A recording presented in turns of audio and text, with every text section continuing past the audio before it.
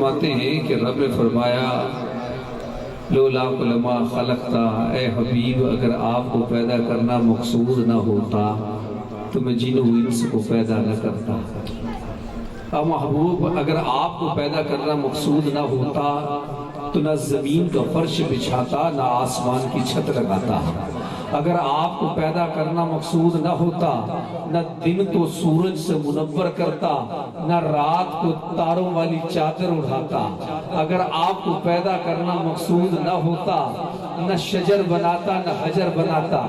اگر آپ کو پیدا کرنا مقصود نہ ہوتا نہ شجر بناتا نہ حجر بناتا نہ برگ بناتا نہ ثمر بناتا نہ خشک بناتا نہ تر بناتا نہ خاک بناتا نہ خاکی بناتا نہ فلک بناتا نہ فلکی بناتا نہ آتش بناتا نہ آتشی بناتا نہ سمک بناتا نہ سمکی بناتا نہ نور بناتا نہ نوری بناتا نہ نار بناتا نہ ناری بناتا۔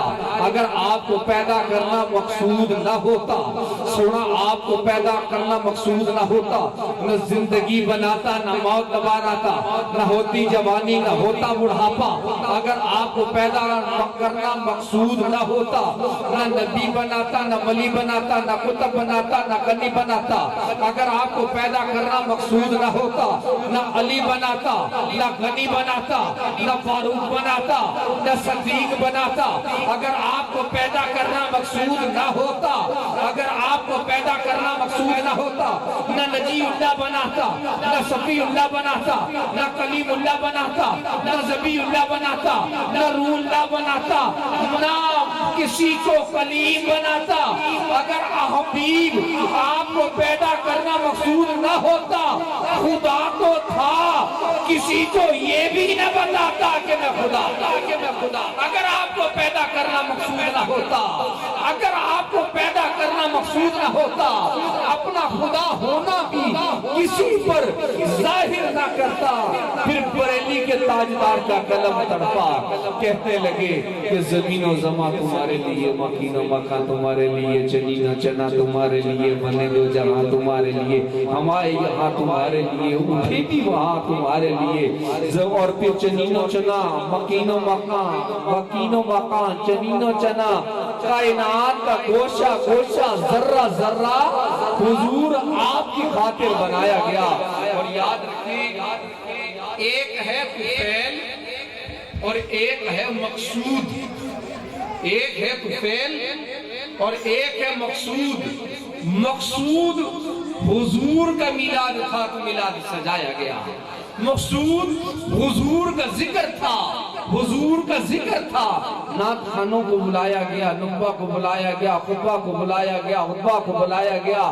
مقصود ذکر سرکار ہے۔ اور یہ جتنے بھی کوئی نقیب آ رہا ہے، کوئی خطیب آ رہا ہے، کوئی قاری صاحب آ رہا ہے، کوئی مولوی صاحب آ رہا ہے، کوئی حافظ صاحب آ رہا ہے، کوئی علامہ صاحب آ رہا ہے، کوئی مفتی صاحب آ رہا ہے، یہ سارے کے سارے ذکر مصطفیٰ کے طفیل آ رہے ہیں۔ یہ ذکر مصطفیٰ کے طفیل آ رہے ہیں۔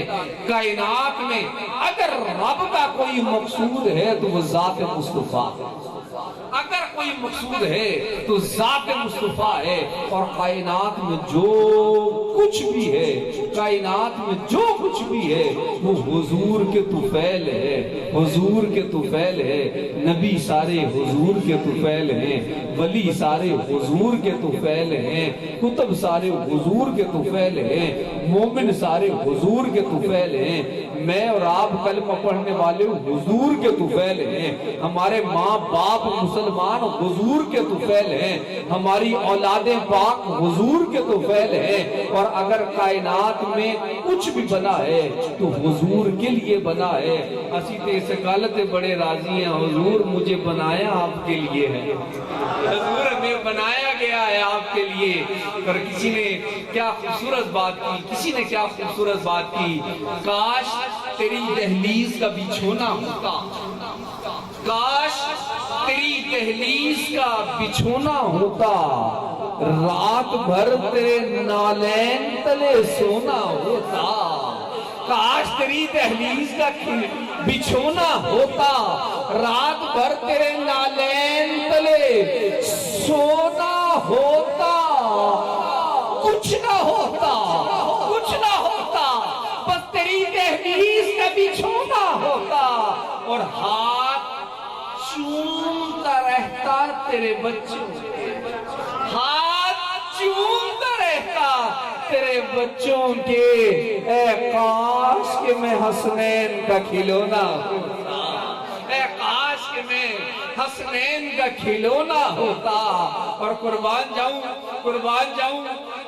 مولا میرے کریم آقا علیہ السلام کا جھولا جھلانے کے لیے جبرائیل امی آتے ہیں، حضور کا جھولا جھلانے کے لیے روح الامی آتے ہیں، اور رسول جس کا جھولا جھلاتے ہیں اسے مولا علی کہتے ہیں۔ علی کے بادشاہ کے ماننے والے دونوں ہاتھ اٹھا کے کہیں گے سبحان اللہ۔ حضور جس کا جھولا جھلاتے ہیں انہیں علی کہتے ہیں، علی جن کا جھولا جھلاتے ہیں انہیں جناب امام حسن کہتے ہیں، اور سیدہ کے راج دلارے حسن اور سرتاج علی دونوں مل کے جس کا جھولا رسول کے ساتھ جھلاتے ہیں اس کو نور نظر کو حسین کہتے ہیں، اور تین امام مل کر جس کا جھولا جھلائے اسے شیر عباس اس خاندان بنو ہاشم کے قمر کو، اس خاندان بنو ہاشم کے قمر کو عباس کہتے ہیں، عباس کہتے ہیں۔ اور قربان جائیں اللہ سلامت رکھے، روز قیامت آپ پر مجھے اس نالین والے کے نالین کے تلے اٹھائے۔ سامعین گرامی قدر کتنی سی بات ہم تو جانتے ہیں کہ کائنات نبی کا صدقہ ہے، اور نبی کی رضا لینی ہے تو رسول کی آل برادری کرنا پڑے گا، انہیں سلام پیش کرنا پڑے گا۔ میں بڑی ادب و احترام، بڑی محبت و چاہت کے ساتھ تشریف لانے والے سرکار دو عالم علیہ السلام کی اس بزم میں حضور کے جملہ غلاموں کو دل کی عطا گہرائیوں سے خوش آمدید کہتا ہوں۔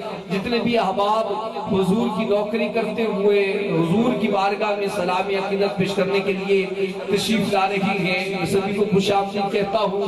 اور بتایا گیا کہ یہ محفل پاک ٹیلی ویژن پر لائیو پیش کی جا رہی ہے، دنیا دیکھ رہی ہے، اچھی بات ہے دنیا دیکھے۔ ہم تو اس سے زیادہ راضی ہیں کہ مدینے والا مکین گنبد خضرا ہمیں دیکھ رہے ہیں، حضور ہمیں دیکھ رہے ہیں، مکین گنبد خضرا ہمیں دیکھ بھی رہے ہیں، اور یہاں پر جو نوکری اپنی پیش کر رہا ہے